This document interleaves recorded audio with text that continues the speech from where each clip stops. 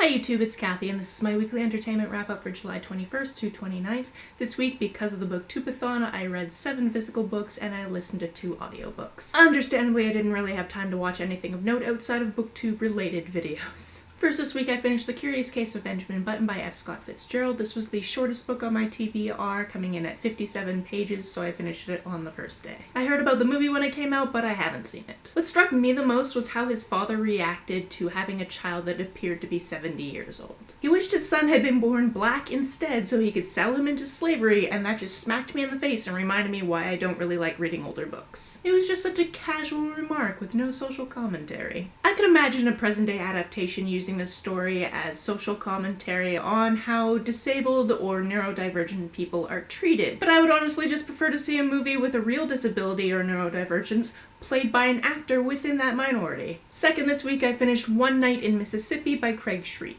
This book followed a POC character named Warren who is searching for justice for his brother who had been murdered back in the 60s. Warren gets the case reopened and all the original offenders of his brother's brutal attack are put in jail, minus the 2 that have died in the intervening 40 years. Warren gets word that one of them might actually be living in Northern Ontario and sets off to find out if this rumor is true. This story hops back and forth between before Graydon was murdered, so you really get to know the brothers, and after, to when Warren's life took a very windy road to seeking justice. Warren faces guilt over Graydon's death, and there is a twist at the end that I did not see coming. Third this week I finished Queens of Geek by Jen Wilde, and I absolutely loved it. This follows the stories of Charlie, a indie movie and YouTube star, and her best friend Taylor, an introverted, socially anxious girl, as they and their friend Jamie go to SuperCon. Charlie has a ton of press work to do for her movie, which just came out, and is constantly dodging questions about when she and the male lead are going to get back together, because they used to date, and then they broke up, and the fandom still really ships them. Taylor is just trying to keep herself together long enough to meet her absolute all-time favorite author who has been an incredible inspiration to her young life. Along the way, both girls have romantic feelings towards people, and it was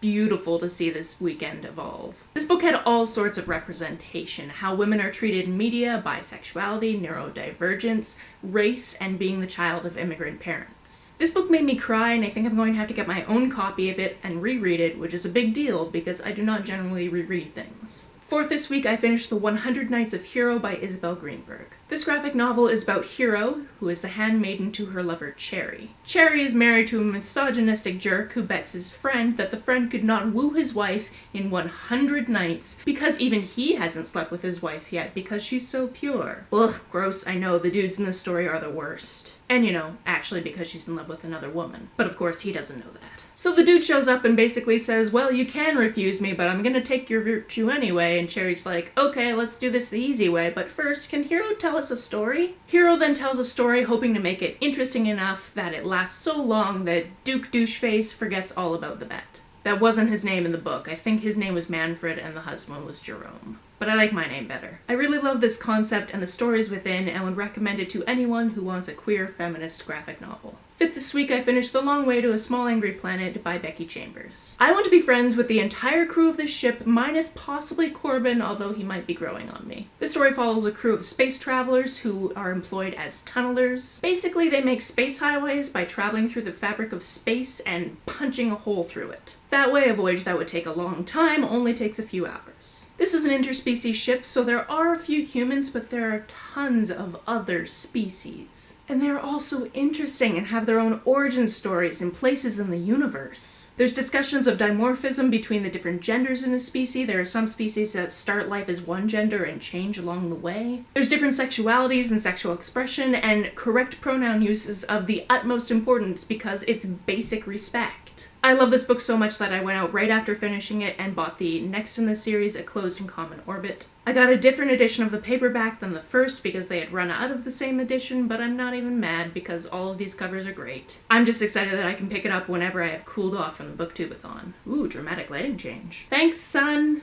6th this week, I finished What It Is by Linda Berry. This was recommended to me because it has a noun-based writing exercise that I'm going to use in the future, but this graphic novel is so many things. It talks about Berry's life growing up, and there are so many pages that seem to be scrapbook pages or zine pages, and I found many of them slightly overstimulating. Near the end of the book, you find the writing and the drawing exercises, and some pages that were just doodled while the book was being put together. This is the type of book that I imagine is better consumed if you just dip in and out of it, instead of trying to consume it from cover to cover for a readathon, but enjoyable nonetheless. My 7th and final physical book this week was Goodnight Stories for Rebel Girls. This is a collection of 100 one-page stories with illustrations of rad women throughout history and who are still living today. A few pages in, I got quite a sweet surprise because I've met one of the entries, Anne Makasinski. She's local, she's rad, I've worked with her on a couple of theater projects, she has a YouTube channel which I'll link down below, and she's the inventor of the hollow flashlight, which won the Google Science Fair a few years back.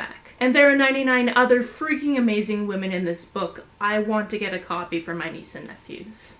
Been talking about books so long I have to stretch a little bit.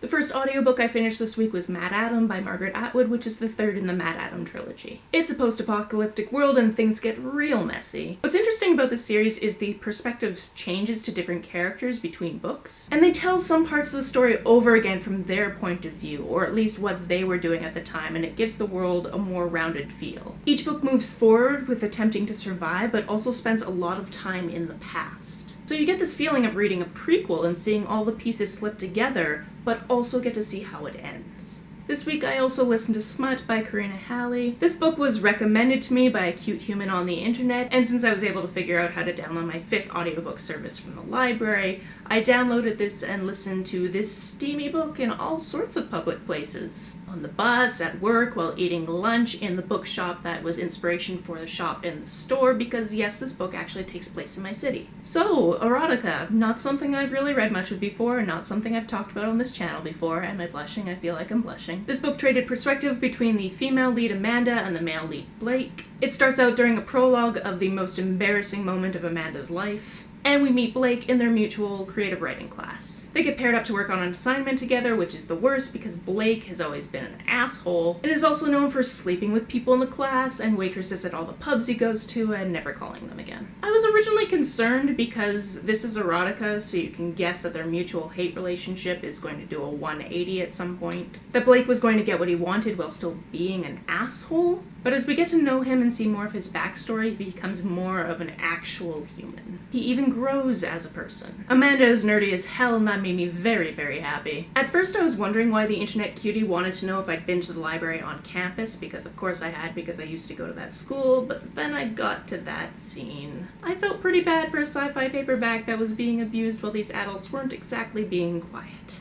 There were a few cringeworthy parts, such as some details of the final sex scene and the fact that men in erotica aren't allowed to have imperfect bodies, but overall this was a pretty good listen. Of course, my mom happened to text me while I was listening to the first sex scene because parents have some weird sense about these things, but other than that, I had fun. That's it for this week. If you've read or listened to any of these, let me know about it down in the comments below. On the way down in the comments, if you hit that subscribe button, that would be very nice of you. You can like and share this as you see fit, and I will see you very soon.